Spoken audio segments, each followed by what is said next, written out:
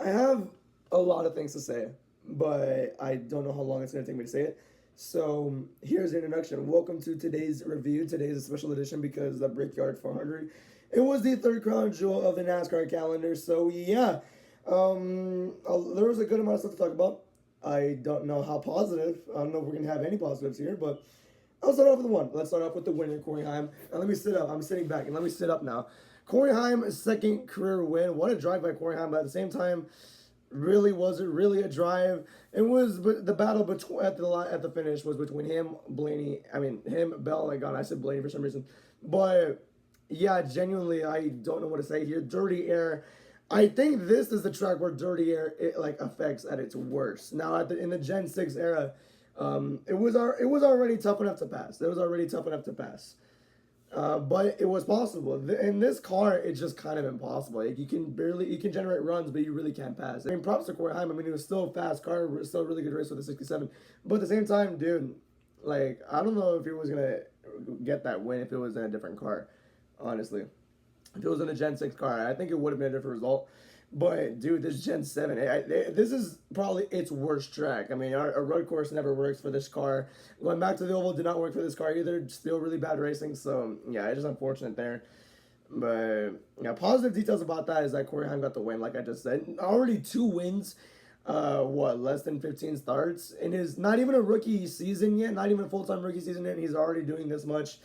Corey Heim, man, he is going to be a chase driver. Hell, dare I say a championship threat? We're not there yet, but I genuinely think he's going to be a chase driver come next year. So, yeah. There was also a cool moment during pit cycles in stage 2, I believe, where Heim was holding up Hocevar, and Heim was pitting, and Hocevar just flips him off as they're coming down pit road. That rivalry is going to be so entertaining if it continues. So, I'm excited for that. So, yeah.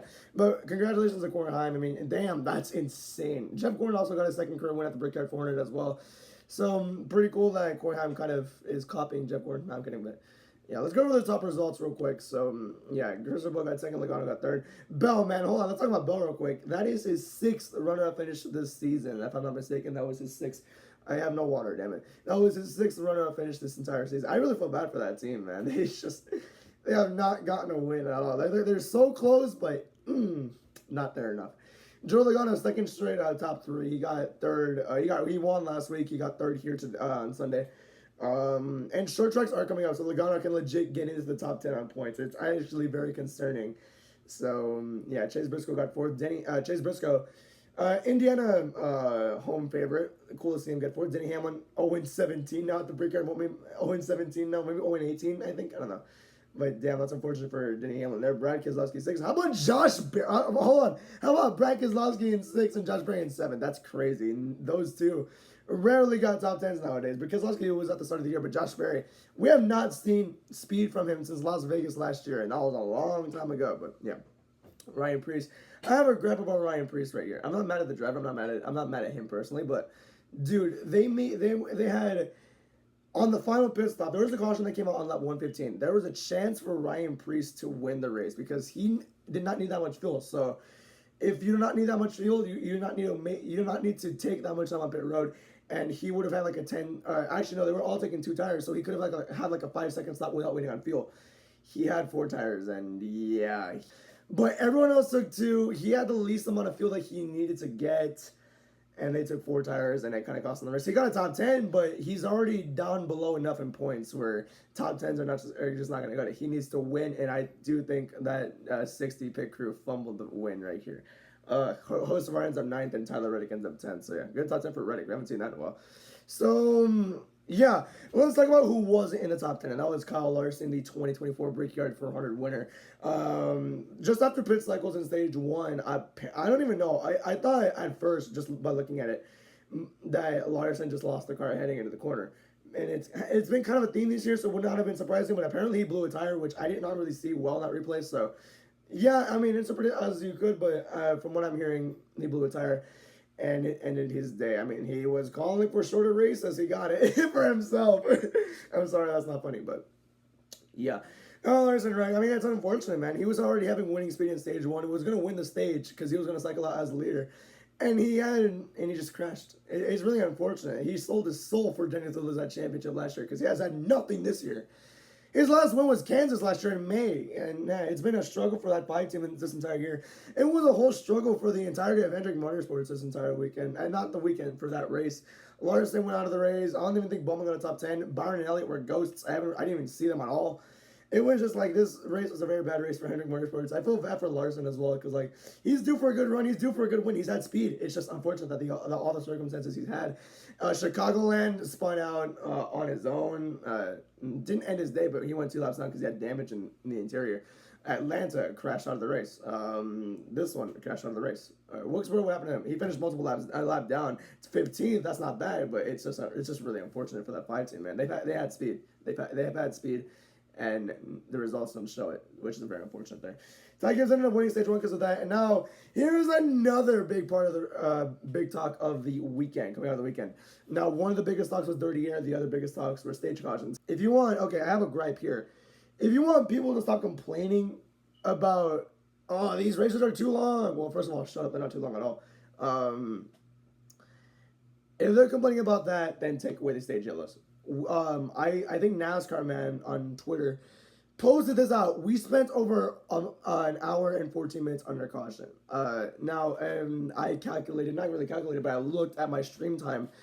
It was, 3.5 hours roughly? Imagine take that 1 hour away, or take those 30 minutes away from stage cautions. It would have been just over a 3-hour race. And they're saying, oh, 3 hours is just the right spot. This one went 3.5 hours because of stage cautions. Now, stage cautions, it's always stage end, commercial, pit stops, commercial, back to the race. That's around 10 to 15 minutes of waiting to go back green. We waited 28 minutes after the Larson caution. 28 minutes at 1 lap of green flag. Ty Gibbs won that. And then another commercial, pit stops, another commercial again. That was half an hour long. So, yeah. Stage cautions take 15 minutes. So, stage 1 and 2, add them up, that's half an hour. People are complaining so much. Take that take the half hour under yellow away, and that's it. All the issues are solved. Don't shorten the race up because that's stupid. In my perfect vision, Truck Series races should only be 2 hours long. O'Reilly races 2.5 hours, although that should be 3 hours now because the races are so good. And I'm kidding. But Cup races, 3 hours, that's it. Is it that hard to follow? No. And there's no need to shorten up any distance. I mean, for some races, no, I'm kidding. There's no need to shorten any distance at all. Just take away stage yellows. That's all. I've been clamoring for this since the start of the year, by the way. So, yeah, that's about that there.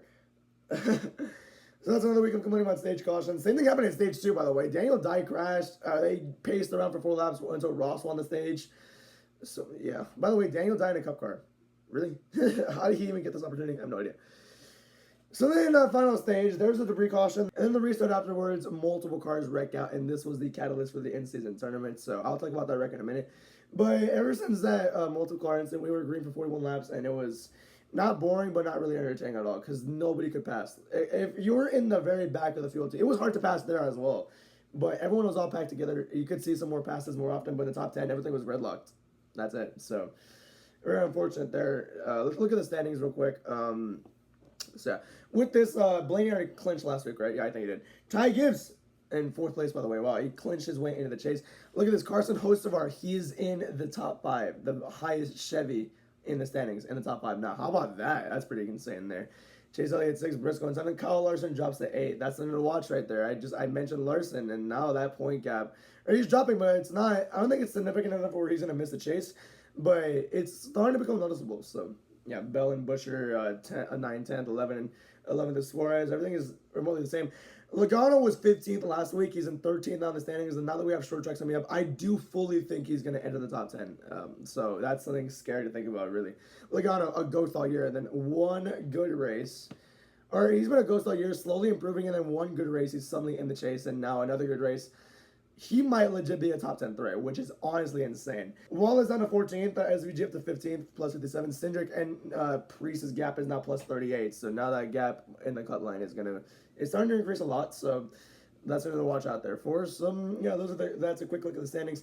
Now let's talk about the tournament matchup. So I avoided talking about that caution, but now I'm going to talk about it here because it influenced the end of the tournament. Multiple cars crashed. I don't even know what happened there. It was a big stack up on the restart. Like in the top 10, it was Priest and Kozlowski. They stacked up. a bunch of cars just got squished together, and I think it was just a racing deal in my opinion. Where Blaney came down, Nemechek came up, and it was just a chain reaction. Zillage, for some reason, got out of the race. I don't even know what he hit. Austin Hill. A good amount of cars were affected, but the main one affected was Well, he wasn't the main one affected, but that was the main car in that crash. And Todd Gilliland, who somehow weaseled his way into the final matchup, squeezed his way in front of Blaney, and he was only 3 spots ahead. Blaney, though, he had damage, but he was not done yet. It was a close battle. Not a close battle, but they were within a second of each other for the entire last run. But in the end, the Todd father, Todd Gilliland, my GOAT. I'm unbiased, but Todd Gilliland. It's just a fun underdog story. Todd Gilliland wins $1 million in a NASCAR Cup Series in-season challenge, which, wow, we almost had that with Ty Dillon last year. Weaseled his way into the final 2 from the 32 seed. Almost won, but yeah, just came up short. This time Gilliland actually used the underdog story, and he won with it, so that was pretty insane there. Congratulations to Todd Gilliland. It was a fun tournament. I had Blaney winning it from the start, and I was close, I guess, but damn, Todd Gilliland. Congratulations to him. So, yeah. Now let's rate the race. Okay, this race. I originally thought it was okay.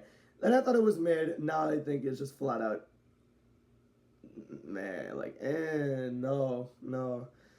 I'm going to give it a 2.3 out of 5. One of you, probably a top 3 worst Cup race of the year, honestly. Dude, no passing at all. Caution laps taking forever. We spent, like I said, an hour 15 under caution. Dude, this was just annoying. I was, like, out of it. I do commentary for these races on Twitch. I was out of it in the first stage. Look, it was already that boring. It was boring enough to where, like, okay, this might be a bad race. And it was 2.3 out of 5. So, yeah, the big talking point, should NASCAR come back to the Brickyard? Now, none of the racing has been good for the past 5 years. Actually, in 2023, the road course race was kind of okay. It was actually pretty decent, I'll say, because McDowell won. But yeah, and a lot of cool stuff happened. Not a lot of cool stuff, but it was like very intriguing in that 2023 race.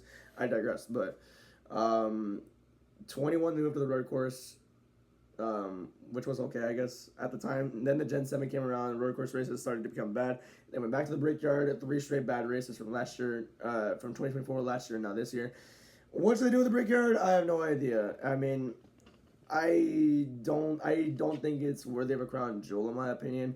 But at the same time, the prestige of that place makes it a crown jewel. But I just do think NASCAR should take a break from that and come back with a newer car. I don't even know at this point. I don't even know what to say. It's just the racing at Indianapolis has become so bland. It's just, I don't know what to say. But I don't think NASCAR wants to leave that track because it's so prestigious. Like 108, 100, more than 100 years old. So I don't know what to do. I really don't know what they would do. But personally, if I had a choice, I just take a few years off. Just let fans, because this is also the most toxic weekend of the year. Now, it divides NASCAR and IndyCar fans. I don't know, Brickyard 400, it's just probably the most toxic race on social media the entire year. My opinion, like my personal opinion, I'm not speaking for everybody else, but for myself, I would say just take a break for a few years. Come back when everything's refreshed and looks okay. I don't even know. Attendance wasn't even the greatest either. So, yeah. I already gave this race a 2.3 out of 5. This is the longest review video of the entire year. That's awesome. So, yeah. That's going to do it for this one. Thank you for watching, and have a good day. Goodbye.